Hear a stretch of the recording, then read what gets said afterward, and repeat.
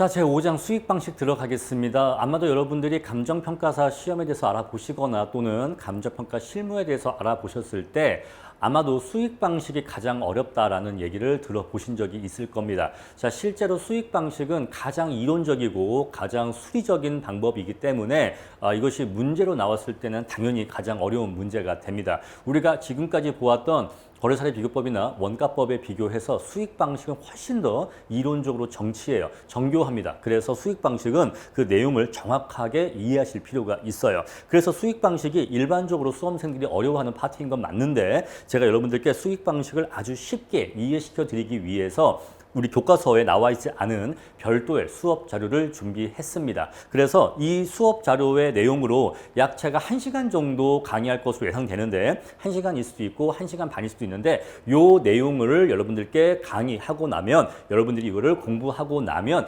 여러분들은 이후에 우리가 수익 방식에 대해서 진도를 나갈 때 훨씬 더 수월하게 진도를 나가실 수가 있을 거고 막상 수익 방식이 다 끝났을 때에는 생각보다 그렇게 어렵지 않은데 왜 그렇게 어렵다고들 했지? 라는 생각이 드실 겁니다. 만약에 그런 생각이 드신다면 굉장히 제대로 수익 방식을 공부한 것이라고 말씀드릴 수가 있어요. 자, 그래서 여러분들께 수익 방식을 최대한 쉽게 이해시켜 드리기 위해서 아주 기초적인 개념부터 하나하나 차근차근 설명을 드릴 겁니다. 아시겠죠? 자, 그럼 이제 한번 시작을 해 보시죠. 자, 수익 방식이라고 하는 것은 가치의 본질, 가치의 개념 정의에 근거하고 있습니다. 자, 우리 가치의 정의로 어떻게 우리가 가치를 정의하냐면 어빙 피셔라는 경제학자가 정의한 개념을 사용하고 있는데 우리가 어떠한 물건을 갖고 있음으로 인해서 이 물건으로부터 장래에 편익을 얻게 될 겁니다. 만약에 우리가 피아노를 갖고 있다면 우리가 앞으로 이 피아노를 연주하게 되겠죠. 미래에 연주할 때마다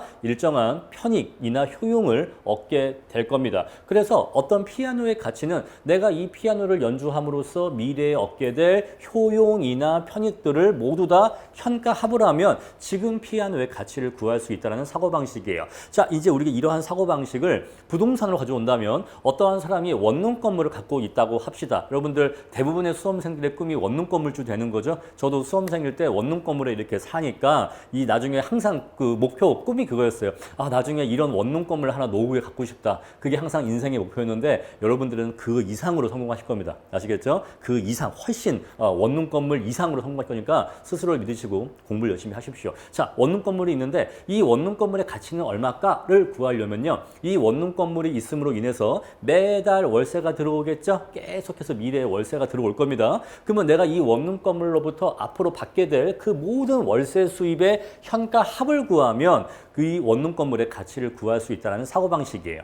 아시겠죠? 자, 그래서 수익 방식은 부동산의 가치를 평가할 때 어떻게 평가한다? 이 부동산이 장래에 얼마만큼의 수익을 창출할 것인가를 계산하고 예상합니다. 그리고 그러한 수익이 얼마까지 이어질지도 예상해야겠죠. 자, 우리가 조금 더 생각을 디테일하게 들어가면 제가 지금 원룸 건물 얘기했는데 이 원룸 건물이 만약에 수명이 50년이라 한다면 향후 50년간은 월세 수익이 나오겠지만 50년이 지나면 더 이상 원룸 건물이 남아있지 않기 때문에 물론 물리적으로는 서 있지만 너무나 낡아서 이 수익을 발생시키지 못할 정도로 노후화 될 것이고 완전히 잔존 가치만 남은 상태가 될 것이기 때문에 50년 뒤에는 이제 토지 가치만 남게 되겠죠. 이해하시겠죠? 우리는 지금 물리적인 개념을 얘기하는 게 아닙니다. 경제적으로 건물의 가치는 이미 다 했고 토지 가치만 남아 있을 거예요. 그러면 50년 뒤에 토지 가치, 그러니까 50년 동안의 임대료 수입의 현가 합과 50년 뒤에 남아 있는 토지 가치, 그 당시의 토지 가치의 현가 합을 구해주면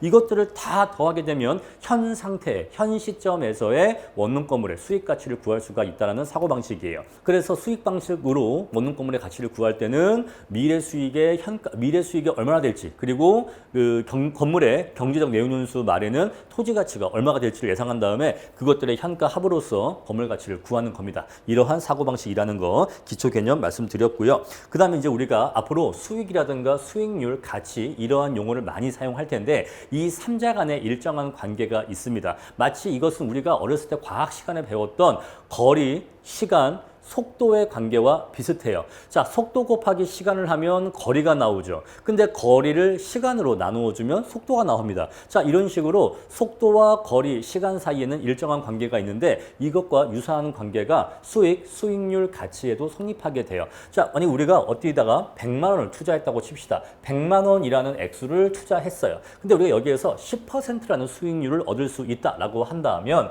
우리는 이 투자에서 10만 원이라고 하는 수익을 얻게 될 겁니다. 이해하시겠죠? 자, 우리 그래서 이 10%를 수익률이라고 얘기할 수가 있겠죠. 100만 원을 투자했고 이 투자금의 100만 원에 10%의 수익률을 올린다면 우리는 10만 원의 수익을 올리게 될 거라는 거 어렵지 않죠? 자, 그런데 이 수식을 조금 바꿔볼 겁니다. 자, 동일한 수식인데 식을 조금 변형할 거예요. 양변에 10%를 나누어 줄 겁니다. 양변에 10%분의 1을 곱해서 이쪽에 10%를 없애주면 수식이 이렇게 바뀌게 됩니다. 자, 이쪽 좌변은요, 10%가 없어지게 되겠죠? 이쪽 우변은요, 10%분의 1이 곱해지니까 10%가 10만 원 밑으로 들어오게 될 거예요. 여러분, 지금 우리는 1번과 요 2번 수식은 겉으로 보기에는 생긴 건 다르지만 사실 그 내용은 100% 완벽하게 동일한 내용이란 걸 알 수 있습니다. 그렇죠? 자, 지금 이 1번 수식과 2번 수식은 겉보기에 생긴 건 약간 달라 보이지만 사실은 100% 완벽하게 동일한 수식입니다. 그렇죠? 자, 그런데 자, 요 2번 수식은 무엇을 의미하냐면 만약에 네가 어떤 투자를 통해서 10만 원의 수익을 얻을 수 있다고 치자. 그런데 이 10만 원의 수익의 수익률은 10%야. 자, 다시 네가 어떤 투자를 통해서 10만 원의 수익을 얻을 수 있다라고 치자. 그런데 그러한 투자 수익률이 10%라면 그 투자 대상물의 경제 가치는 100만 원짜리야 라는 걸 알려준다 이 얘기예요. 여러분, 다시 우리가 아까 제가 속도, 시간, 거리 간의 관계를 말씀드렸는데 자, 속도를 구하려면 어떤 수식, 거리를 구하려면 어떤 수식, 그죠? 또 시간을 구하려면 어떤 수식, 이게 있잖아요. 그런 것처럼 하나의 수식인데 무엇을 구할 건데에 따라서 자, 세 가지가 있는데 셋 중에서 두 가지를 이용하면 나머지 하나를 구할 수가 있죠. 셋 중에서 두 가지를 이용하면 나머지 하나를 구할 수가 있죠. 그래서 얘를 구할 거라면 요거 두 개를 이용하고 얘를 구할 거라면 요거 두 개를 이용하면 되겠죠. 자, 이런 식으로 이해하시면 됩니다. 지금 위에 1번 수식은 뭐예요? 굉장히 우리한테 친숙한 수식인데 야, 100만 원짜리 투자 대상이 있어. 이 100만 원짜리 물건을 100만 원 주고 사면 넌 거기에서 10%의 수익을 올릴 수가 있고 그러면 네가 얻게 되는 수익의 크기는 10만 원이야 라는 얘기예요. 그렇죠? 근데 요 2번 수식은요. 야, 네가 어떤 물건에 투자하면 말이야. 네가 어떤 물건을 삼으로써 이게 매입함으로써 투자하게 되면은 너는 거기에서 10만 원의 수익을 얻을 수 있어. 근데 그게 말이야. 수익률로 따지면은 10% 정도의 수익률이야. 라고 한다면 그 물건은 얼마짜리일까? 라고 하면 그 물건은 100만 원짜리다 이 얘기예요. 그 물건은 100만 원짜리다. 그래서 자, 수익액과 수익률을 이용하면 뭘 구할 수 있다? 투자 가치를 구할 수가 있다. 어떠한 물건의 가치를 구할 수 있다. 이 얘기예요. 어떤 물건 가치. 그 물건은 얼마짜리다? 100만 원짜리다. 이 얘기예요.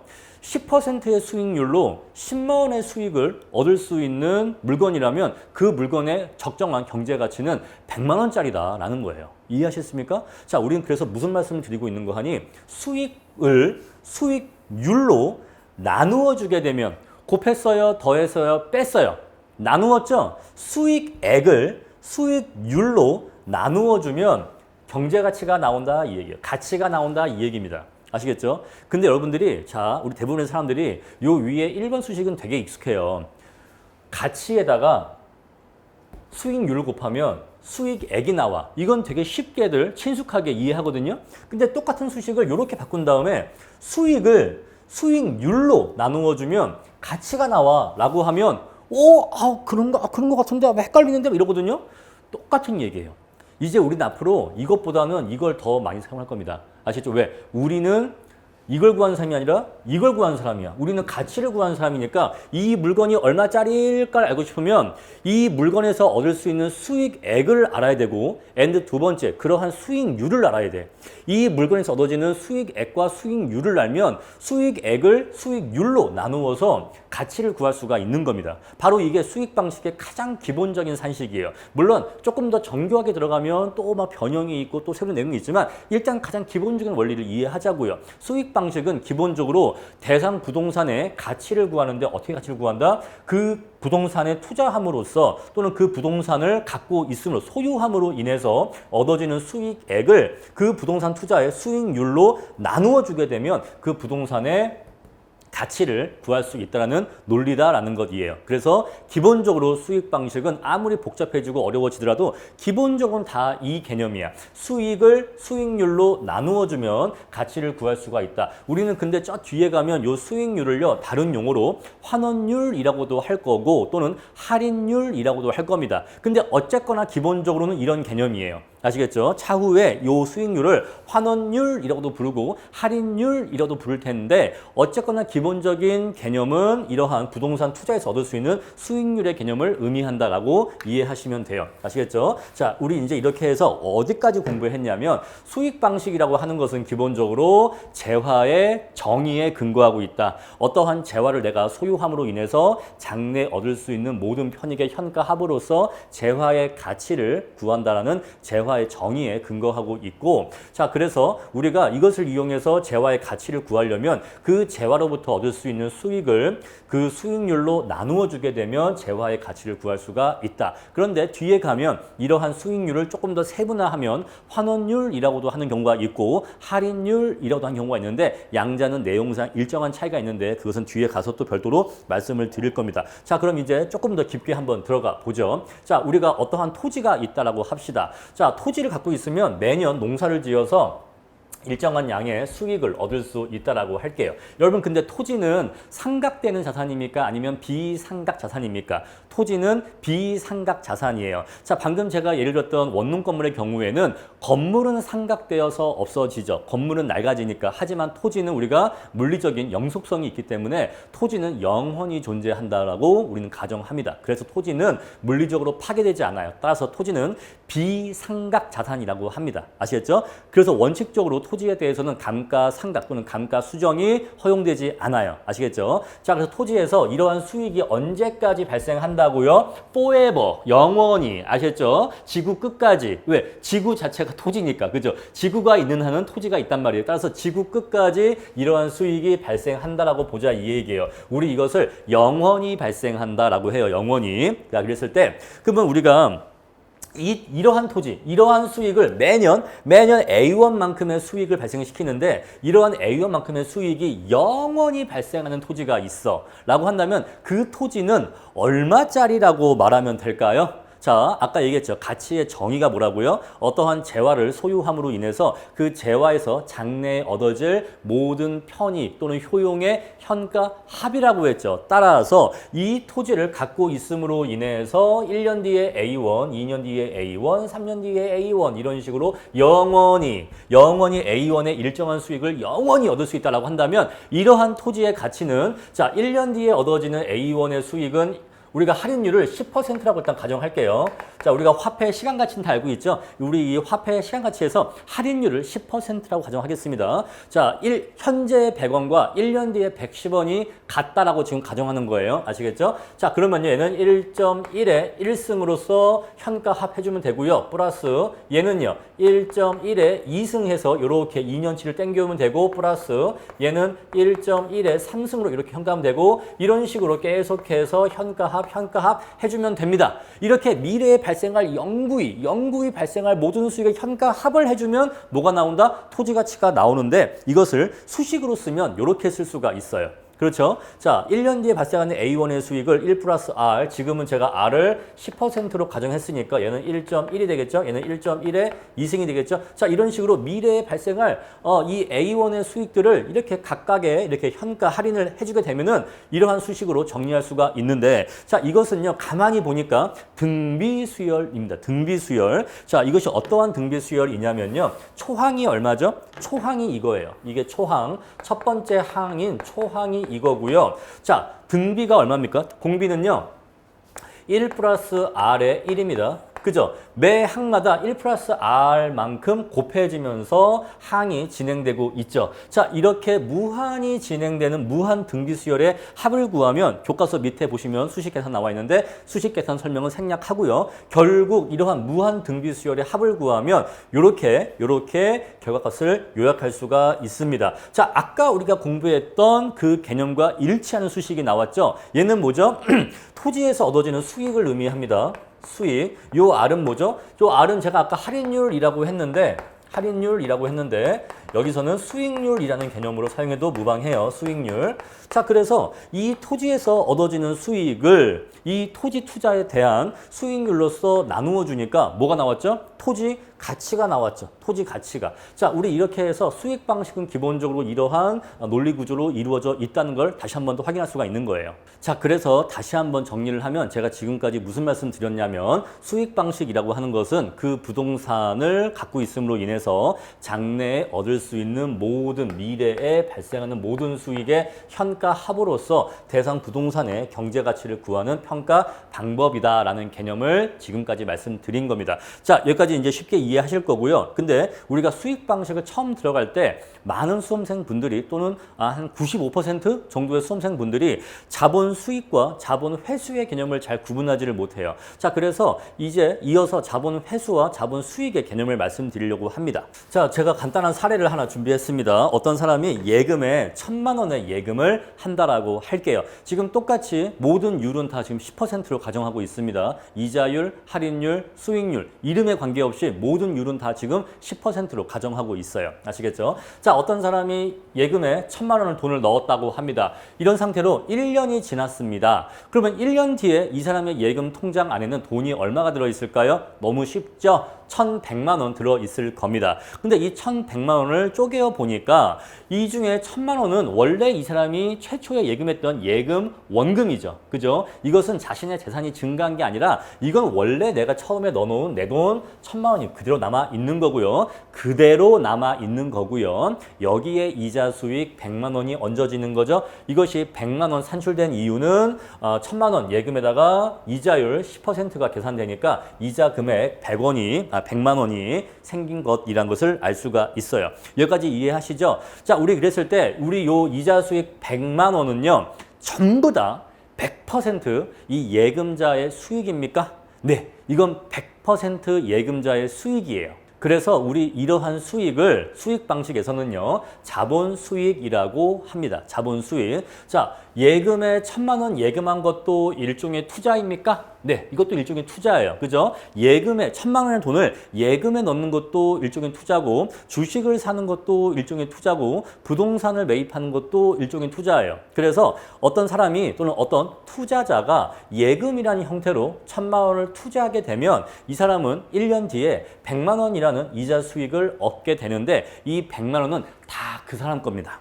다 그 사람 거예요. 그냥 온전히 100% 다 수익이에요. 우리 이것을 자본 수익이라고 해요. 그런데 우리가 한번 사례를 바꿔서 이 사람이 예금이 아니라 부동산이라는 곳에 투자했다라고 한번 가정해 보겠습니다. 자, 이 건물은요 1,000만 원짜리예요. 제가 논의의 단순성을 위해서 토지는 빼고 그냥 건물만 놓고 얘기하겠습니다. 아시겠죠? 왜냐하면 아까 말씀드렸지만 토지는 뭐라고 했죠? 비상각 자산이야. 근데 건물은요 상각 자산이야. 따라서 성격이 조금 다른 게 있어서 이 둘을 합치면 조금 논의가 복잡해져서 일단 그냥 단순하게 건물만 놓고 얘기하겠습니다. 아시겠죠? 자, 그래서 어떠한 건물이 1,000만 원짜리 건물이 있대요. 근데 이 건물은 내용연수가 50년이라고 합니다. 그럼 보세요. 1,000만 원짜리 건물의 내용연수가 50년이면 50년이 지나면 이제 이 건물의 가치는 남아있지가 않는다는 얘기인데 그 말은 곧 1년마다 20만 원씩 감가가 이루어진다는 걸 의미하는 거예요. 그렇죠. 그래서 10년이 지나면 이 건물은 200만 원어치 감가가 되어 있을 겁니다. 20년 지나면요. 400만 원어치 감가가 되어 있을 겁니다. 그래서 600만 원만 가치가 남아 있겠죠. 로직 이해하시겠죠? 자, 우리는 지금 정액법의 논리를 가정하고 있습니다. 일반적으로 별도의 언급이 없으면 건물의 감가는 정액법 논리를 전제합니다. 아시겠죠? 자, 그래서 이러한 건물에 1000만 원을 투자했다고 해볼게요. 그런 다음에 1년이 지났습니다. 자, 또 1년이 지났어요. 그랬더니 자, 임대료 100만 원을 얻게 되었는데 근데 문제가 있습니다. 어떤 문제가 있죠? 건물의 가치가 1000만 원으로 그대로 남아있는 게 아니라 20만 원어치 감가가 돼서 1년어치가 감가가 돼서 건물의 가치가 980만 원으로 20만 원이 감소해 있는 거죠. 그러면은 여러분 보세요. 이러한 상황에서는 이 투자자가 얻게 된 임대료 100만 원의 수익이 다 그 사람 수익이라고 얘기할 수가 있을까요?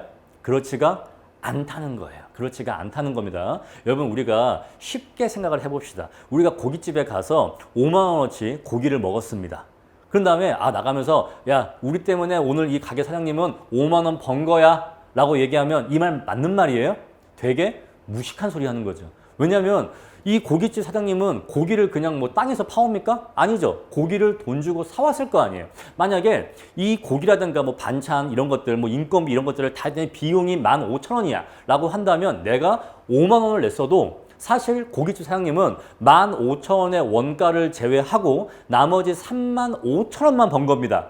이 로직 이해하시겠어요? 내가 내기는 5만 원을 냈지만 사실 5만 원이 다 번 게 아니라고요. 왜 5만 원이 다 수입이 아니죠? 왜냐하면 원가가 발생하기 때문에 그런 거예요. 이해하시겠죠? 자, 마찬가지로 내가 1000만 원 투자했어. 그래서 100만 원의 임대료 벌었습니다. 그럼 이 100만 원의 임대료가 다 번 거예요? 와, 내가 이 건물 투자해갖고 나 1년 동안 100만 원 벌었다. 헤헤헤 하면 이거 맞는 말입니까? 아니에요. 그죠? 왜 그러죠? 건물의 가치가 20만 원이 감소했거든요. 그래서 이 100만 원 중에서 20만 원은 빼야 돼요. 왜? 내 건물의 가치가 20만 원어치 감소했으니까 요 20만 원은 빼야 되는 거라고요. 이해하셨습니까? 그래서 이 임대료 100만 원은요. 두 가지로 구분이 돼요.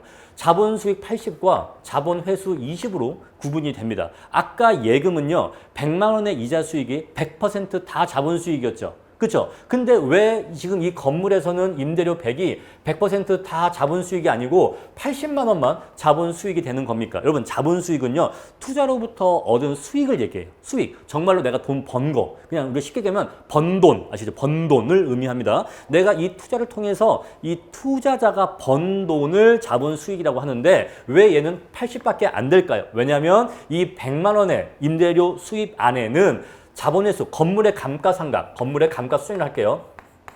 건물의 감가수정비 20이 포함되어 있기 때문에 100을 벌었지만 사실 이 중에서 20은 건물의 감가에 쓰인 거예요. 건물의 감가에 쓰인 거고 나머지 80만 원만 이 투자로부터 순수하게 벌었다라고 얘기할 수가 있는 겁니다. 이해하시겠습니까? 자, 아직은 조금 이해가 될 것 같은데 아직도 조금 이해가 안 될 수도 있겠죠. 조금만 더 말씀드리겠습니다. 자, 우리 이 막대기 안에 이렇게 불꽃을 쏠 수 있는 그 막대기 불꽃 아시죠? 이거 딱 들고 있으면 여기다 딱 불을 붙이면 펑 하면서 한 10발 정도 이렇게 발사가 되는 불꽃놀이 막대기가 있다라고 합시다. 이 안에 10개의 그 불꽃이 들어있는 거죠. 이해하시겠죠? 근데 이게 예를 들어서 2,000원이야. 10발 들어있는데 2,000원이라고 합시다.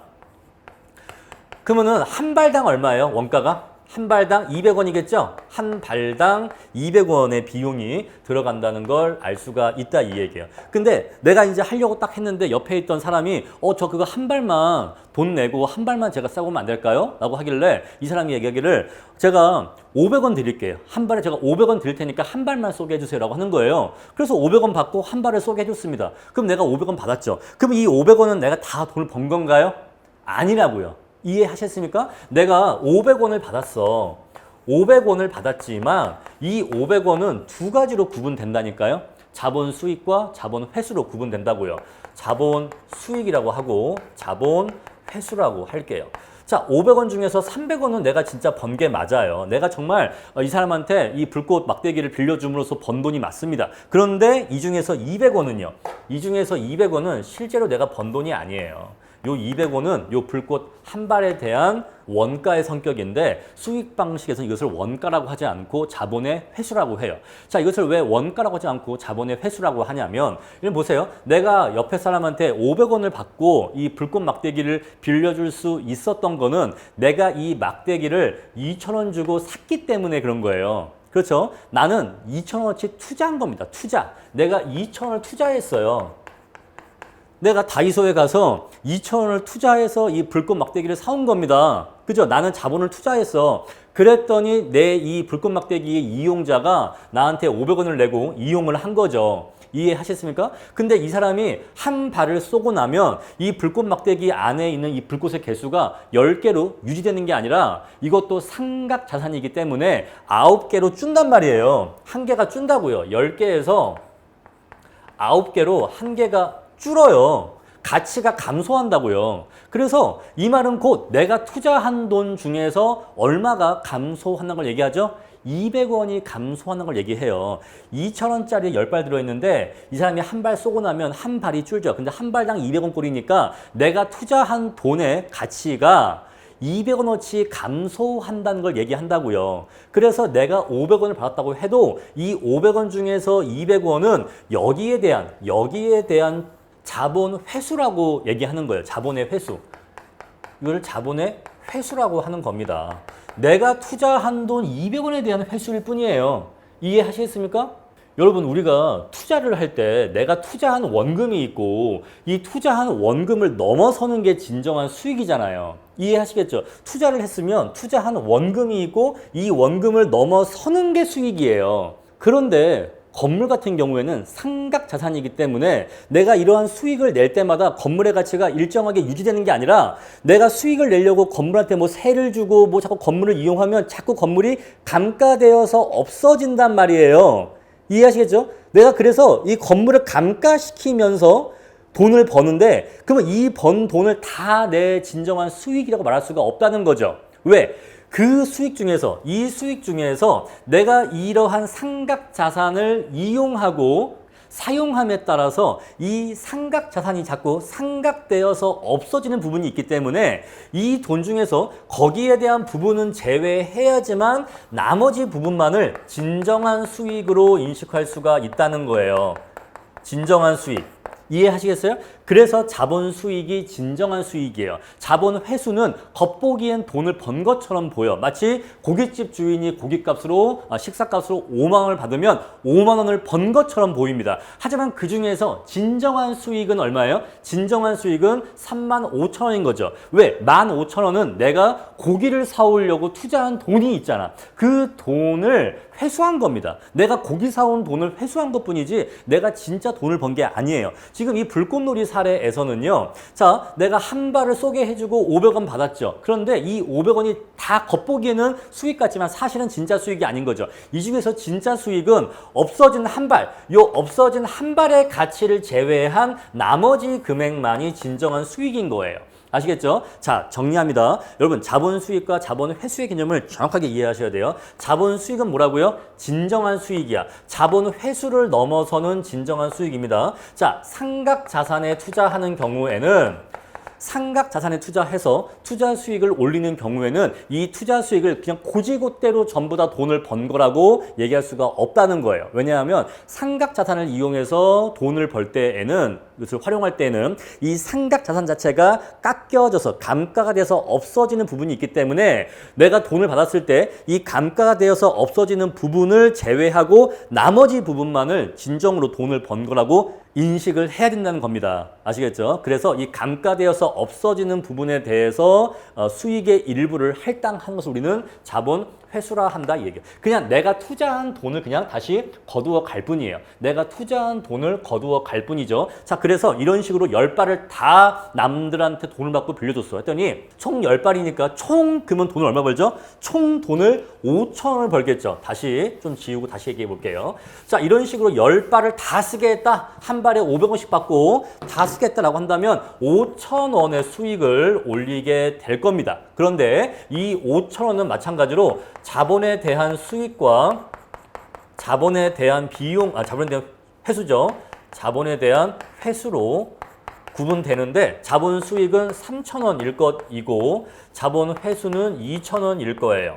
자, 그래서 2,000원 주고, 여러분 잘 보세요. 다이소에 가서 2,000원을 주고 불꽃놀이 막대기를 사왔어. 그래서 남들한테 한 발에 500원씩 쏘게 하면서 돈을 벌었어. 그랬더니 내 주머니에 총 5,000원의 돈이 생겼습니다. 그러면 나 5,000원 번 거예요? 아니죠. 최초에 나 얼마 있었죠? 2,000원 있었죠. 2,000원 투자해서 5,000원 번 거니까 내가 이 투자를 통해서 들어온 돈이 5,000이라고 해도 사실 이 5,000은 3,000과 2,000으로 나누어지는데 이 2,000은 뭐예요? 내가 투자한 원금의 회수일 뿐이에요. 내가 투자한 돈의 회수라고. 바로 이게 자본 회수란 말입니다. 이해하시겠어요? 자본 회수.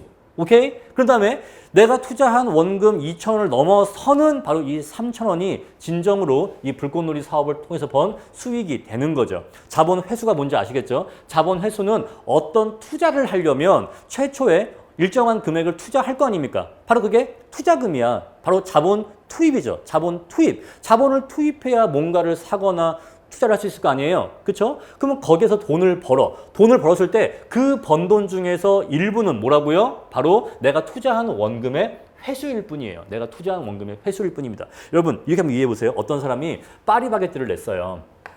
파리바게뜨도 여러분 무시할 거 아닙니다. 이거 내기 힘들어요. 하나 매장 내는데 한 5억이 필요하다라고 해볼게요.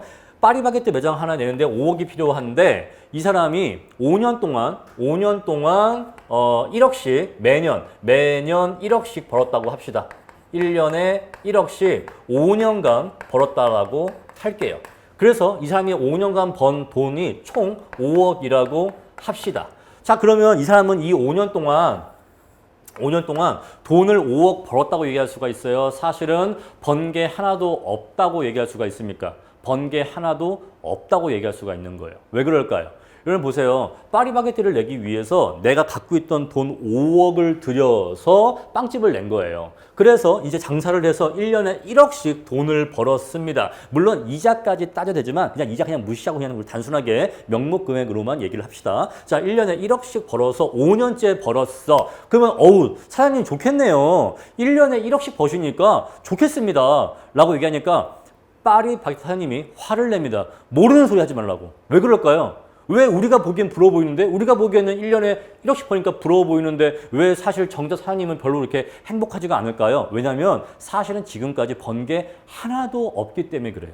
전혀 단 한 푼도 번 게 없습니다. 왜 그럴까요? 지금까지 번 5억은요. 내가 이 사업을 하기 위해서 최초한 투자한 금액을 회수했을 뿐이에요. 회수했을 뿐입니다.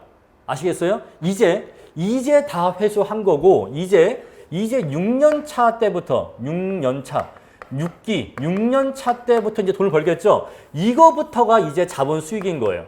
이제부터가 자본 수익으로도 인식할 수가 있는 겁니다.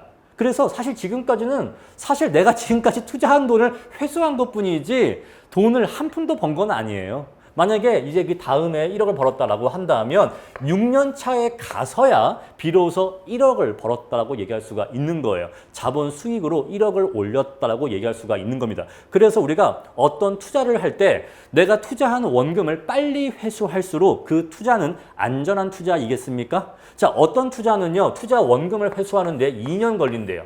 근데 어떤 투자는요, 투자 원금을 회수하는데 4년이 걸린다고 합시다. 라고 한다면 어떤 투자, 1번과 2번이 있는데 어떤 투자가 더 안전한 투자죠? 1번이 더 안전한 투자죠. 그래서 회수 기간이 짧은 투자안을 선택하는 기법을 우리가 회수기간법이라고 하는 거예요. 아시겠죠? 회수기간법은 기본적으로 어떠한 사고방식을 전제하고 있냐면 자, 어떤 사업을 하기 위해서 최초의 돈을 투자한다. 자, 최초의 돈을 투자한다.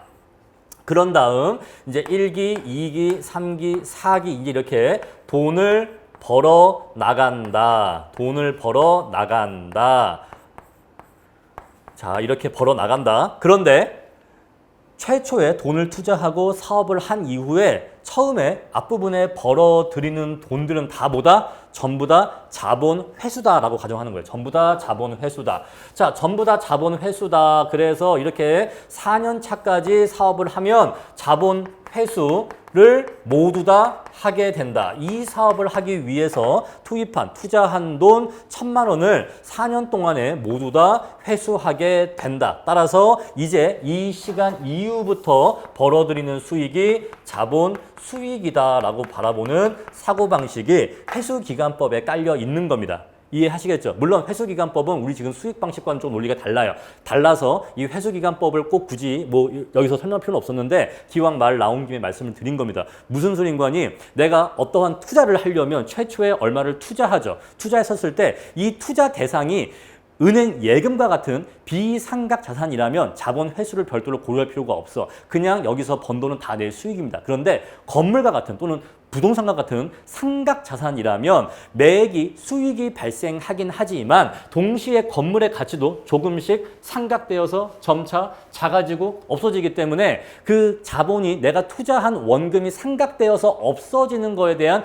고려까지 할 필요가 있는데 바로 그게 뭐라고요? 바로 그게 자본 회수란 얘기예요. 자, 그럼 이제 이 정도 얘기했으면 자본 회수의 개념은 충분히 이해했을 거라고 믿겠습니다. 여러분, 이게 순간순간 아마 헷갈릴 수도 있어요. 지금 처음 공부하니까. 따라서 이게 헷갈려지시면요. 이 불꽃놀이, 요걸 항상 떠올리세요. 내가 2,000원을 있었는데, 호주머니에 딱 2,000원 있었는데, 2,000원 갖고 다이소에 가서 얘를 샀어. 그럼 난 돈이 이제 없어지죠. 없어진 다음에 이제 내가 사업을 해서 5,000원을 벌었어. 라고 한다면 이 5,000원은 다 내가 번 게 아니다. 이 얘기예요. 이 5,000원 중에서 2,000원은 내가 애초에 투자한 돈을 회수한 거에 불과해. 투자한 돈을 회수한 거에 불과하다 이 얘기예요. 아시겠죠? 투자한 돈을 회수한 거다. 자본 투자액의 회수다. 이렇게 이해하시고 이걸 넘어서는 금액이 진정한 수익이다. 이 불꽃놀이 사례만 기억하시면 쉽게 다시 리마인딩 되면서 개념이 이해되실 겁니다. 따라서 부동산 투자를 통해서 벌어들이는 이 임대료 수익은 사실 두 가지 항목으로 이루어져 있다는 걸 알 수가 있어요. 바로 한 가지가 뭐죠? 자본 수익분이고 또 한 가지가 자본 회수분이라는 걸 알 수가 있다는 것입니다. 자, 물론 우리가 좀 엄밀하게는 임대료라고 하는 것은 총 임대료 개념의 수익이 있고 순 개념의 임대료 수익이 있는데 총이라고 하는 건 말 그대로 방마다 받는 월세가 있죠. 그것들을 그냥 다 합친 게 총 임대료 수입이에요. 근데 순 임대료 수입은요. 그 총 임대료 수입에서 그 건물을 이렇게 임대업을 영위하기 위해서 각종 경비가 지출됩니다. 그러한 각종 경비를 지출하고 난 순 수익을 순 임대료 수익이라고 해요. 순 영업소득이라고 하고 영어로는 NOI라고 합니다. 아시겠죠? 그래서 이 NOI라고 하는 것은 제가 일단은 논의의 단순화를 위해서 총과 순을 잘 구분하지 않고 그냥 임대료 100이라고 했는데 조금 엄밀하게는 순 임대료 수입을 얘기하는 거예요. 왜? 총은 다 내 수입이 아니거든요. 총은 수입이 아니야. 총은 그냥 이렇게 받은 것뿐이지 이제 여기에서 영업 경비를 지출하고 남은 것만이 순 영업소득 또는 순 임대료 수익이라고 얘기할 수가 있어서 사실은 순으로 얘기를 해야 됩니다.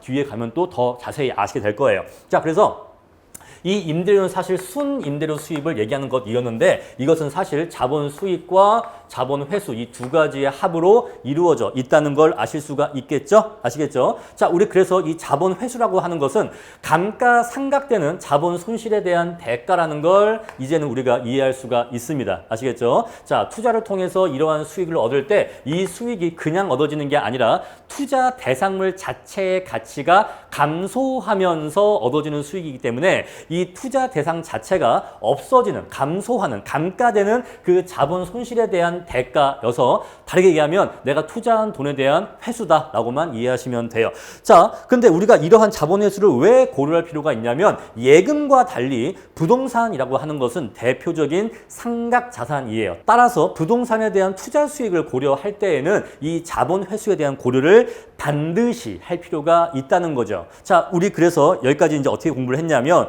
부동산은 대표적인 상각 자산이기 때문에 부동산에 대한 투자 수익을 계산할 때에는 그 안에 담겨 있는 두 가지 성격의 수익이 있는데 하나가 뭐라고요? 자본 수익. 또 한 가지가 자본 회수예요. 근데 자본 회수는 내가 투자한 원금에 대한 회수의 성격이기 때문에 진정한 의미의 수익은 자본 수익만을 의미한다는 거 알게 됐고 부동산은 상각 자산이기 때문에 반드시 투자에 대한 분석 시에는 자본 회수에 대한 별도의 고려가 필요하다는 것까지 이제 알게 됐습니다. 자, 그럼 이제 논의를 계속 이어가 봅시다. 우리는 지금까지 삼각 자산에 투자하는 경우에는 자본 회수에 대해서 고려할 필요가 있다까지 이제 우리가 정확하게 이해를 했습니다. 그런데 이 자본 회수라고 하는 것은요, 부동산을 투자할 때 이 보유 기간에 대한 가정을 어떻게 하느냐에 따라서 자본 회수 방법이 달라지게 됩니다. 자, 보유 기간이라고 하는 것은요, 내가 이 부동산을 취득한 다음에 얼마의 기간 동안 운영하다가 처분할 것이냐 하는 것, 그 기간을 얘기합니다. 취득부터 처분까지의 기간을 보유 기간이라고 하는데, 이 보유 기간을 상대적으로 단기로 가정하냐 아니면 장기로 가정하냐에 따라서 자본 회수 방법이 달라지게 돼요. 자, 우리는요, 단순하게 크게 두 가지로 구분을 합니다. 첫 번째, 부동산의 전 내용 연수 동안 보유한다라고 가정한 경우가 있고, 바로 이게 장기의 경우이고요. 반대로 단기의 경우에는요, 자, 몇 년 정도 보유하다가 처분할 것이다. 이렇게 두 가지로 분류를 합니다. 자, 우리가 일반적으로 수업 목적으로는요, 단기간 보유 후 처분이라고 하면요, 보통 5년을 보통 전제합니다. 선생님, 왜 꼭 5년이어야 돼요? 4년이면 안 돼요? 6년이면 안 돼요? 그럴 필요가 없는 거예요. 아시겠죠? 물론 실제로는 어떤 사람은 부동산을 사고서 4년 뒤에 팔 수도 있고 6년 뒤에 팔 수도 있지만, 우리는 보통 일반적으로 수업 목적으로는 5년을 전제해서 얘기한다 정도입니다. 아시겠죠? 꼭 5년이어야 할 필요는 없는데 우리는 보통 5년을 전제한다라는 것이에요. 자, 만약에 아까 제가 예시를 든 건물에서 그 건물의 내용 연수가 50년이라고 한다면, 자, 그 건물이 다 없어질 때까지 50년 동안 보유한다. 바로 이게 전 내용 연수 동안의 보유예요. 아시겠죠? 자, 아니면은 그냥 몇 년 정도 보유하다가 팔 거다라고 가정할 수가 있는데, 우리 보통 그럴 때는 5년 정도 보유 후 처분을 전제로 한다라는 것이고, 얘가 장기 보유의 개념이고 얘가 단기 보유의 개념이라는 것까지 알아두시면 되겠습니다. 자, 그럼 이제 보유 기간에 대한 가정을 어떻게 하느냐에 따라서 자본회수 방법이 어떻게 달라지는지 설명을 드릴게요. 자, 제가 한 경우씩 하나씩 말씀을 드리겠습니다. 먼저 전 내용수 동안 보유한다고 가정해 볼게요. 우린 지금 건물의 수명이 50년이라고 가정하고 있습니다. 자, 그러면요, 앞으로 50년 동안 우리가 이 건물에서 월세 수익을 받는다는 얘기죠. 자, 그런데 처음에는 건물이 새 거예요. 그런데 1년 이렇게 지날 때마다 조금씩 최초의 건물 가치가 조금씩 작아지면서 요만큼 점차 감가 누계액이 커지고 있다는 걸 그림으로 확인할 수가 있죠. 만약에 이런 식으로 50년이 다 지나면 49년째는 건물 가치가 거의 남아있지가 않을 거고, 50년이 되면 이제 건물 가치는 다 없어질 겁니다. 잔가율은 0이라고 가정을 할게요. 이해하시겠죠? 자, 건물을 전 내용수 동안 보유한다라고 하는 것은 지금 우리가 가정하고 있는 상황이라면 건물의 수명인 50년 동안 내내 팔지 않고 보유한다는 걸 얘기해요. 근데 50년이 지나면 이제 건물은 없어집니다. 따라서 어떻게 자본을 회수해야 돼요? 50년의 기간 동안 매기 발생하는 임대료 수입이 있을 것입니다. 그렇죠? 50년간 발생하는 50번의 임대료 수입이 있을 거예요. 요거 총 몇 개죠? 50개. 그죠? 50개의 임대료 수입이 있을 것인데, 이 매번 임대료 수입을 받을 때마다 어떤 생각을 해야 돼요? 이건 내가 다 돈을 번 거예요? 아니면 이 중에 자본 회수가 일부 포함되어 있는 거예요? 자본 회수가 일부 포함되어 있는 거예요? 내가 이 돈을 다 쓰면 안 되지. 왜냐면 이 돈 중에 일부는 이렇게 내 건물이 상각되어서 없어지는 이 부분에 대한 자본 회수로 별도로 할당을 해야 되는 거니까, 이건 내가 다 쓰면 안 되는 돈이지, 이 중에서 자본 회수분을 뺀 것만이, 그 나머지만이 자본 수익이지 라는 생각을 해야 되고, 그래서 매 기마다 여기 보시죠, 동그라미. 요 동그라미만큼 뭐라고요? 요 동그라미만큼의 자본 회수분을 설정을 해서 그 자본 회수분을 별도로 자본 회수로 할당해야 됩니다. 자, 무슨 소리냐? 다시. 자, 부동산을 전 내용수 동안 보유한다라고 한다면, 지금 우리 이 상황에서는 50년간 건물을 팔지 않고 보유할 것이고, 그러면 50년 동안에 임대료 수입이 발생할 것인데, 이 임대료 수입 내에서 자본 회수를 해야 됩니다. 즉, 임대료 수입의 내에서, 그 안에서 자본 회수를 해결해야 돼요. 자본 회수를 해야 되는 겁니다. 따라서 매기 들어오는 임대료 수입 중에서 일부는 자본 회수로 할당하고 나머지 부분만을 자본 수익으로 삼아야 되는 거예요. 이해하시겠죠? 따라서 이 50번의 임대료 수입 안에는 각각 무엇이 포함되어 있다? 바로 각각 이만큼의 자본 회수분과 바로 요만큼의 자본 회수분과 그 나머지 부분에 해당하는 자본 수익 이 두 가지의 합으로 이루어져 있다는 걸 인식을 하고 요거 조그만 거 요거를 50개를 모아야 돼요. 요거를 50개를 모아서 50년 뒤에는 다 없어질 이 건물의 전체 금액에 대한 자본 회수를 해야 되는 겁니다. 이해하시겠죠? 자, 앞으로 50번의 월세를 받을 거예요. 그러니까 50번의 임대료 수입이 들어올 겁니다. 1년에 한 번이라고 친다면 50번의 임대료 수입이 들어올 거예요. 이 50번의 임대료 수입 내에서 내 투자 자본에 대한 회수를 해야 됩니다. 따라서 매기 임대료 수익마다 일정 금액을 떼어서 이것들을 다 모아서 자본 회수를 해야 되는 거예요. 이해하시겠죠? 바로 이게 전 내용연수 동안에 자본을 전 연수 동안 보유를 할 때 자본 회수를 어떻게 할지에 대한 기본적인 로직입니다. 아시겠죠? 자, 이제 두 번째 단기간 보유 후 처분을 한다라고 한번 가정을 해볼게요. 처음에 건물을 이만큼 돈 주고 사요. 자, 얘를 그냥 50억이라고 할게요. 그냥 50억짜리 건물이라고 하겠습니다. 자, 그러면요. 처음에 50억 주고 건물을 샀죠. 그런데 내가 5년 뒤에 팔 거야. 여러분 보세요. 5년 뒤에 팔 거면요. 물론 엄밀하게 따지면 자 1년 지날 때마다 1년 지나면 뭐 49억 돼 있고 48억 돼 있고 47억 돼 있고 이런 식으로 1억씩 이렇게 감가가 발생하긴 하겠죠. 그런데 어차피 5년 뒤에 팔 거예요. 그러면은 그냥 이 5년 동안 발생하는 임대료 수입이 있겠죠. 요 임대료 수입 내에서 자본 회수를 별도로 설정하지 말고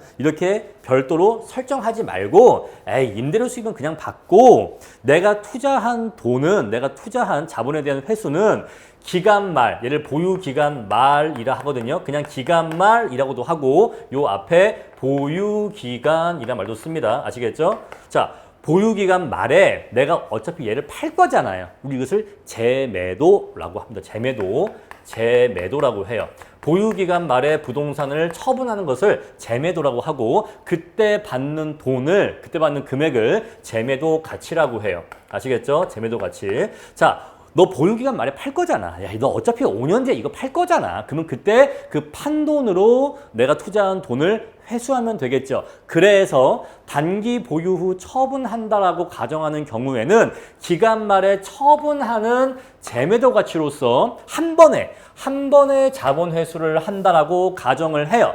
따라서 기간 말에 한 번에 내가 투자한 돈을 회수할 것이기 때문에 보유 기간 중에 매기 임대료 수입에서 아까 같이 일정한 자본 회수분을 별도로 설정해서 이것들을 열심히 매 기간 이렇게 모을 필요가 있다 없다? 모을 필요가 없다. 이렇게 할 필요가 없다 이 얘기예요. 아시겠죠? 자, 마치 여러분 이런 거예요. 우리가 이런 거죠. 우리가 이제 뭐 이것과 적합한 사례는 아닌데 그냥 우리가 이해를 그냥 쉽게 하기 위해서 조금 하나의 사례를 드리면 우리가 누구한테 돈을 빌렸는데 내가 이걸 아주 오래 갚을 생각이야 라고 한다면 매기 한 달에 얼마씩 꼬박꼬박 갚아 나가야겠죠. 그런데 내가 한 3개월만 지나면 목돈이 들어와요. 그럼 목돈이 들어올 거면 그냥 내가 안 갚고 있다가 그냥 3개월 뒤에 한 번에 갚으면 되는 거 아니겠습니까? 그러니까 이렇게 이해하시면 더 이해가 편하실 거예요. 아시겠죠? 물론 방금 제가 말씀드린 사례는 자본 회수에 대한 사례는 아닌데 그냥 개념적으로만 그렇게 이해하시면 직관적으로 이해가 편하실 겁니다.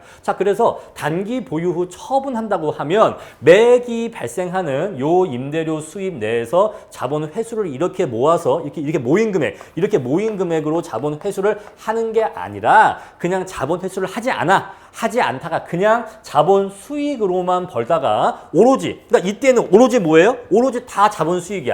자, 이때 이렇게 가정할 때는 1기에 들어오는 임대료 수입이 있고 2기에 들어오는 임대료 수입 이렇게 있겠죠? 자, 이게 다 뭐예요?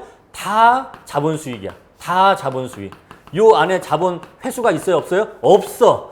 다 자본 수익이야. 왜? 자본 회수를 하지 않아. 임대료 수입 중에서 일부를 따로 떼어서 자본 회수로 삼지 않는다고요. 다 자본 수익이야. 100%. 100% 뭐라고요? 자본 수익인 거예요. 자본 수익. 그런 다음에 그러면 자본회수는 언제예요? 어차피 금방 팔 거야. 언제 팔죠? 보유기간 말에 팔아. 5년 동안 보유한 다음에 5년 말에 팔 거예요. 그래서 이때 판매한 돈, 재매도 가치로서 자본 회수를 한다라고 가정한다 이 얘기예요. 자, 기본적인 차이 아시겠죠? 자, 그래서 지금까지 두 가지 말씀드렸습니다. 자, 보유기간의 가정은 크게 두 가지가 있다. 부동산의 전 내용연수 동안 보유한다는 장기 보유의 가정이 있고 전형적인 보유기간 또는 단기간 보유 후 처분한다고 하는 단기 보유 가정이 있는데 자, 그것에 따라서 자본 회수 방법은 이렇게 달라집니다. 자, 제가 지금 크게 두 가지를 구별해 놨어요. 자, 보시면은 위에 보세요. 전 내용수 동안 보유하는 경우에는 매기 발생하는 순영업소득에서 이걸 영어로 NOI라고 합니다. 뒤에 가서 배우실 거고 만약에 1차 학원론을 미리 공부하고 오신 분들은 이미 다 뭔지 아실 거예요. 그렇죠? 자, 이 순영업소득에서 자본 회수분을 요거 동그라미 요거를 별도로 따로 적립할 필요가 있어. 왜? 이거는 내가 진짜 돈을 번 게 아니니까 쓰면 안 돼. 이거는 내가 투자한 돈에 대한 회수일 뿐이니까 이건 따로 모아야 됩니다. 이해하시겠죠? 자, 따로 적립할 필요성이 있어. 그래서 우리가 지금 예시하고 있는 사례에서는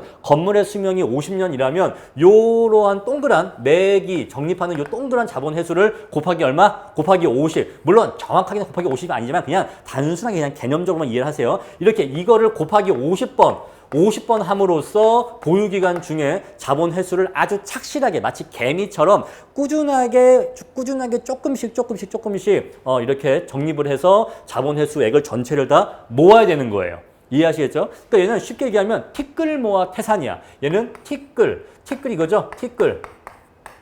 티끌 모아 태산. 그런데 요 2번 방법은 뭐예요? 재매도 가치로서 자본 회수를 할 거니까 보유기간 말에 팔아서 한 번에 자본 회수를 할 거니까 매기 얻어지는 임대료 수익은 그냥 다 뭐예요? 100% 자본 수익이야. 100% 자본 수익. 그죠? 자, 100% 자본 수익입니다. 자, 이게 다 뭐예요? 다 색깔이 무슨 색깔이죠? 파란색이야. 전부 다 100% 자본 수익이란 말입니다. 그렇죠? 자본 수익. 글씨가 엉망인데 그냥 이해해 주세요. 얘는요. 얘는 자본 회수분을 제외한 나머지만 자본 수익이야. 그죠? 요 부분을 제외한 나머지만 자본 수익인데 얘는 100% 자본 수익이에요. 자, 우리 보통 5년 전제하니까 5년 동안은 매기 임대료 수입으로 자본 수익만 벌다가 보유기간 말에 한 번에 뭐 한다고요? 한 번에 자본 회수한다고요. 이해하시겠죠? 얘를 굳이 이렇게 텍스트로 표현을 한다면 태산은 태산으로 라고 얘기할 수가 있겠죠. 태산은 태산으로. 이건 그냥 제가 만든 문장이에요. 그냥 여러분들 이해시키려고 아시겠죠? 얘는 티끌 모아서 태산을 만들자라는 주의인 거고 얘는 태산을 만들고 싶으면 태산을 구할 수밖에 없다. 그냥 이 정도로 그냥 이해하시면 이해가 쉽지 않을까라는 것입니다. 자, 지금 기본적으로 개념 이해하시겠죠? 그래서 전 내용연수는 매기 발생하는 임대료 수입에서 이 자본 회수를 별도로 떼야 돼. 만약에 매기 얻어지는 임대료 수입이 전체가 100이야. 전체가 100인데 얘가 20이고 나머지 얘가 80이다 라고 한다면 요 매기 20만 원씩의 자본 회수분을 별도로 떼어서 적립을 해서 자본 회수를 결국 요만큼의 자본 회수를 만들어내야 한다는 거예요. 아시겠죠? 왜? 내가 투자한 원금은 회수를 해야 되니까. 아시겠죠? 자, 이렇게 말씀드리는 겁니다. 자, 우리 그래서 기본적으로 두 가지 경우가 있다고 말씀을 드렸어요. 자, 근데 조금 더 이제 내용을 심화해서 들어갑시다. 우리가 이제 큰 중요한 개념은 다 공부를 했고요. 이제 이해를 했고 조금 더 이제 세분화된 내용으로 들어갈 거예요. 자, 이제 내용을 조금 더 깊게 들어갈 겁니다. 조금씩 아주 약간씩 더 깊게 들어갈 거예요. 자, 먼저 전 내용수 동안 보유를 전제하는 경우에 자본 회수에 대해서 조금 더 자세하고 깊게 알아볼 겁니다. 아시겠죠? 자, 우리가 지금까지 10가지 공부를 했습니다. 그렇죠? 매 기간 순영업소득에서 자본 회수분을 별도로 이렇게 할당을 해서 요것들을 이렇게 50번을 모아서 보유기간 중에 열심히 모아서 자본 회수를 한다라고 했어요. 그런데 문제가 뭐냐면 매 기간 발생하는 임대료 수익에서 요만큼의 자본 회수분을 이렇게 모을 텐데 그럼 이 자본 회수분을 어떻게 운용하는가에 따라서 자본 회수 방법에 차이점이 존재하게 됩니다. 자, 무슨 소리예요? 1기에 임대료 수익이 생기겠죠. 그 중에서 일부 자본 회수분을 따로 뗐어. 그리고 2기의 임대료 수입에서 또 자본 회수분을 이렇게 따로 뗐습니다. 그럼 이렇게 뺐어. 자, 매기 100만 원, 100만 원만큼의 NOI가 들어오는데 순 영업수익이 들어오는데 그 중에서 20만 원이 자본 회수라고 한다면 매기 20만 원씩을 20만 원을 떼는데 이 떼낸 20만 원을 어떻게 운용할 건데에 따라서 자본 회수 방법이 또 나뉜다고요. 자, 그래서 이 방법에 따라서 자본 회수 방법이 구분되는데 자, 대표적으로 첫 번째는요. 그냥 단순히 적립한다고 가정하는 방법이에요. 우리 이것을 직선법이라고 합니다. 자, 직선법은요. 건물의 가치가 정액법의 논리로 전 내용수 동안 n분의 1로 꼬박꼬박 삼각돼요. 따라서 그 건물의 가치가 꼬박꼬박 삼각되는 것만큼 매기 자본 회수액을 적립합니다. 근데 이 금액은 일정한 금액이죠. 왜? 건물의 가치가 일정하게 삼각되니까. 그게 바로 정액법의 논리이니까. 그래서 이 일정하게 삼각되는 건물의 가치만큼 그 감가액만큼을 자본 회수액으로 매기 적립을 하는데 단순하게 적립만 하고 여기에 대해서 이자 발생은 되지 않는다고 가정을 해요. 저는 이것을 그냥 쉽게 말씀드리면 그냥 안방 장롱에 넣어둔다라고 저는 보통 표현을 합니다. 여러분 어머니 아버지가 돈을 번 다음에 이 번 돈을 안방 장롱에 넣어놓으면 이자가 생깁니까? 안 생겨. 원금은 지켜지지만 이자가 안 생깁니다. 자, 우리 그러한 방법을 첫 번째 방법이라고 얘기할 수가 있고 우리 이것을 직선법이라고 부릅니다. 아시겠죠? 자, 직선법은 무엇을 가정하고 있다? 매기 회수한 자본 회수액을 아무런 이자가 생기지 않는 방법으로 그냥 단순하게 적립한다라고 가정한다 이 얘기예요. 아시겠죠? 자, 가장 많이 쓰는 방법입니다. 실제 우리 시험 문제에서도 가장 많이 쓰는 방법이에요. 직선법을 보통 많이 가정합니다. 근데 이것은 자본 회수액에 대해서 이자 발생이 하지 않는다라고 가정하고 있어요. 자, 두 번째는요. 에이, 왜 멍청하게 안방 장롱에 넣어놔? 이것을 은행에 넣어놓으면 은행 예금 이자가 붙지 않겠습니까? 자, 그래서 아주 안전한 곳에 재투자한다 또는 적립한다라고 가정하는 두 번째 방법이 있어요. 자, 이 두 번째 방법은 이렇게 매기 떼어놓는 자본 회수분, 매기 20 이렇게 떼어놓는 자본 회수분을 은행 예금과 같은 아주 안전한 곳에 투자한다라고 가정을 해요. 그러면 약간의 이자 수입이 발생하겠죠? 약간의 이자 수입이 발생하는데 이 이자 수입은 크지는 않습니다. 하지만 얘는 이자가 전혀 생기지 않는데 얘는 약간이라도 이자가 생기기 때문에 일단 그 점에서 얘와 얘는 차이점이 있어요. 근데 이 두 번째 방법은 아주 안전한 곳에 투자한다라고 가정하기 때문에 보통 우리가 안전율이라고 하는데 안전율은 우리가 일반적으로 은행의 예금 이자율이나 아니면 국공채 수익률 정도를 얘기합니다. 아시겠죠? 예금이나 국공채가 가장 안전한 투자 수단이니까 여기서 얻어지는 이자율 정도를 얻게 된다. 그 정도의 이자 수익을 얻게 된다라고 가정하고 우리 이러한 방법을 호스콜드법이라고 합니다. 호스콜드는 감기약이 아니고 사람 이름이에요. 아시겠죠? 근데 직선은 사람 이름이 아닙니다. 아시겠죠? 자, 호스콜드법은 사람 이름이에요. 자, 세 번째는요. 왜 바보같이 기왕이면 수익이 많이 발생하는 곳에 투자를 하지. 왜 고작 이 정도? 고작 이 국공채 예금 이 정도? 뭐하러 여기다가 투자하냐? 더 수익을 많이 주는 데가 있는데. 자, 전형적인 부동산 투자자들은 부동산에서 얻어진 수익을 다시 어디에 투자한다? 일반적으로 전형적으로 다른 부동산에 투자한다라고 가정해요. 바로 그게 세 번째 방법입니다. 자, 어쨌거나 부동산에서 얻어진 돈이니까 이 돈은 다른 부동산에 투자할 거야. 동종수익. 여기 있죠. 동종수익률이라고 하는데 자, 내가 A 부동산에 투자해서 돈을 벌었습니다. 그죠? 돈을 벌었어.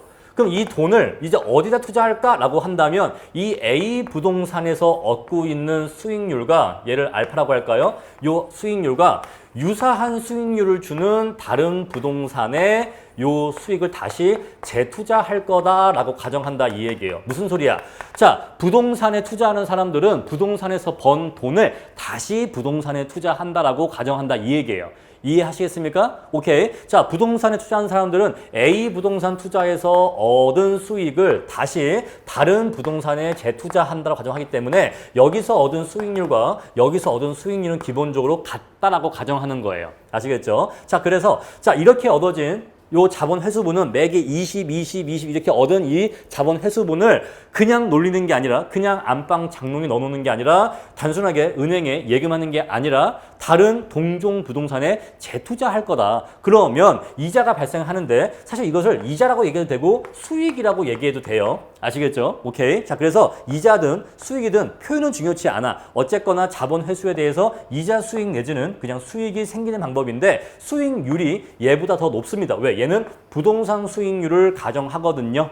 이해하셨어요? 부동산 투자에서 얻을 수 있는 수익률을 가정해요. 따라서 우리 보통 요 안전율은 소문자 I로 표시를 많이 하고 부동산 수익률은 우리가 보통 소문자 R로 표시를 많이 합니다. 만약에 얘가 3%고 얘가 5%라고 한다면 자, 요 2번 방법은요. 이렇게 매기 20, 20, 20, 20 이렇게 따로 떼어놓는 요 자본 회수분을 매기 3%의 이자를 주는 곳에 적립해서 투자한다라고 가정하는 것이고 그럼 얘는 그 금액에 대해서 3%의 이자 수익이 생기겠죠. 근데 이 방법은요. 매기 20, 20, 20 요 금액을 5%의 수익을 주는 곳에 재투자한다라고 가정하기 때문에 얘는 그 투자한 돈, 그러니까 적립한 돈, 자본 회수를 떼어서 적립한 돈의 5%만큼 이자 수익이 생기겠죠. 따라서 이자 수익은요. 얘가 제일 커요. 얘가 제일 큽니다. 아시겠죠? 그럼 얘는요. 이자 수익이요. 전혀 없어요. 전혀 없어. 근데 보세요 여러분. 어떤 건물이 있는데 이 건물이 50억짜리야.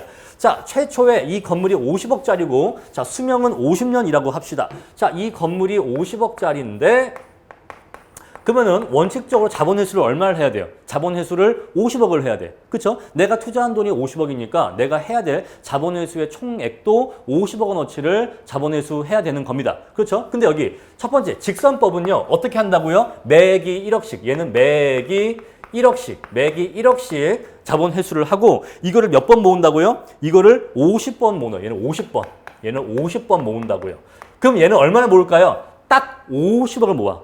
정확하게 아시겠죠? 매기 1억씩 1억, 1억, 1억, 1억, 1억, 1억을 매번 적립을 하고 이걸 50번 적립하기 때문에 1억씩 50번 적립을 하면 딱 50억을 모으게 됩니다. 그럼 얘는 매기 얼마를 자본 회수해야 돼요? 매기 50억을 자본 회수해야 되는 겁니다. 자본 회수액으로 매기 1억을 해야 돼요. 그런데 얘는요, 보세요. 얘는요, 자본 회수를 할 거야. 나는 그래서 결국 얼마 만들어야 돼? 결국 50년 뒤에는 결국 50억을 만들어야 돼. 그렇죠? 결국 50억을 만들 건데 매기 일정한 금액의 자본 회수를 3%의 이자가 발생한 곳에 적립을 했어. 그러면은 내가 50억을 만들긴 만드는데 보세요. 이렇게 그림 그릴까요? 이렇게 그다음에 이렇게 하나씩 해볼게요. 자, 얘가 직선법, 얘가 호스콜드법, 얘가 이누드법. 여러분 여기 이누드도 사람 이름입니다. 이것도 사람 이름이에요. 사람 이름 아시겠죠? 이누드란 사람이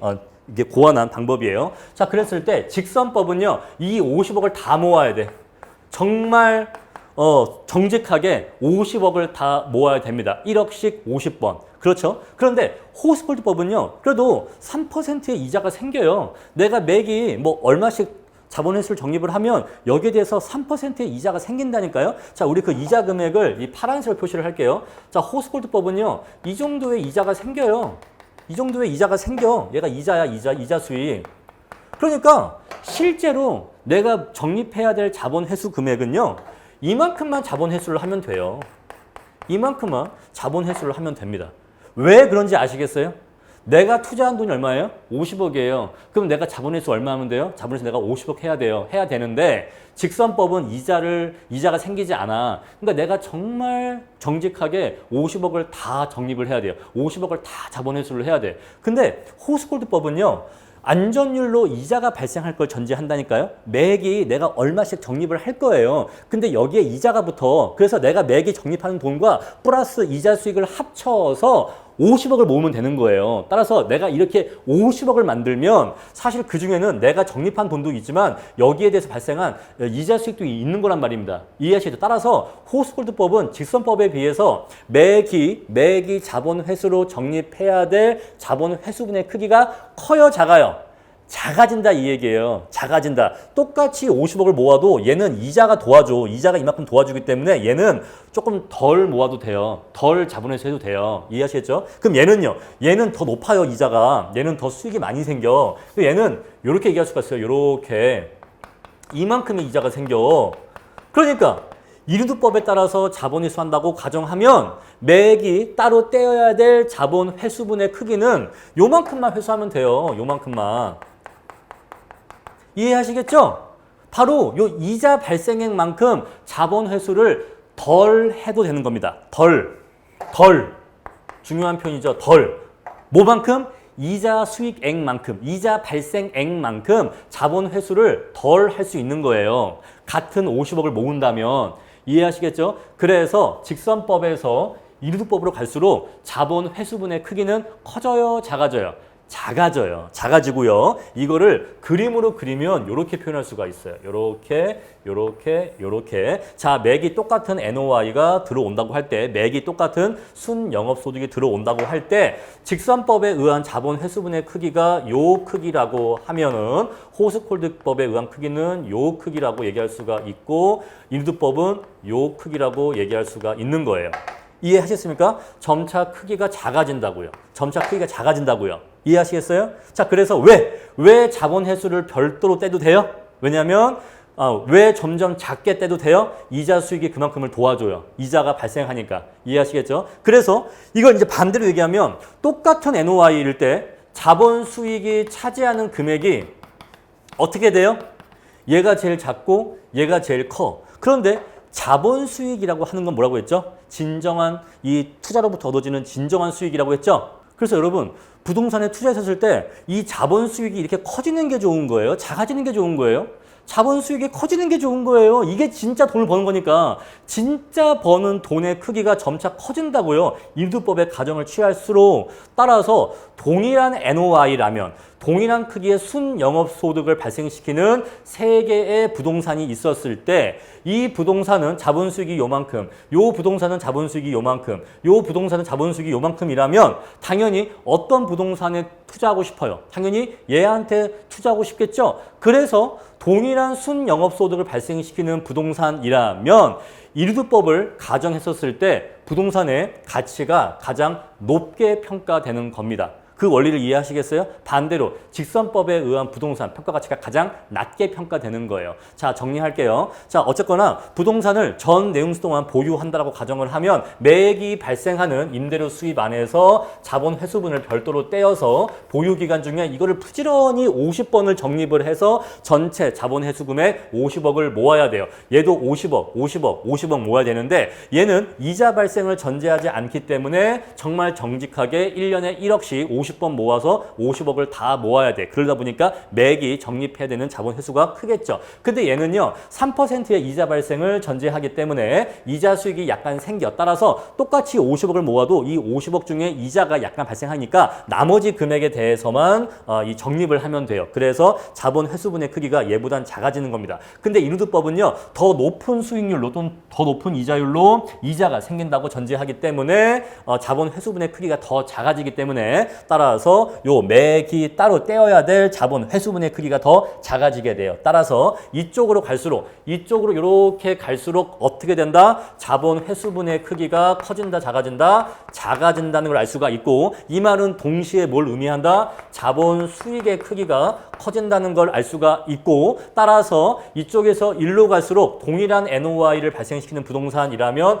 부동산의 투자 가치가 높게 평가된다는 관계를 도출할 수가 있는 거예요. 뭘 통해서? 이해를 통해서. 아시겠죠? 요거 외울 거 아닙니다. 요건 이해할 거예요. 아시겠죠? 여러분 이해하시면 별거 아닙니다. 지금 내용 다 아시겠죠? 오케이. 자, 이렇게 해서 매기 자본회수를 조금씩 따로 떼어서 적립을 해서 자본회수를 할 건데 호스콜드와 인두법은 직선법과 달리 이자 발생을 전제하니까 자본회수를 그만큼 덜 할 수가 있다. 그런데 인두법이 얘보다 더 높은 이자를 가정하기 때문에 부동산 수익률을 가정하기 때문에 더 많은 수익 또는 더 많은 이자 발생을 전제해서 자본 회수를 가장 적게 하는 방법이다라는 걸 이해해요. 아시겠죠? 오케이. 이렇게 이제 내용 정리하고 이제 하나씩 직선법, 호스콜드법, 인두법 하나씩 조금 더 디테일한 수식을 들어가겠습니다.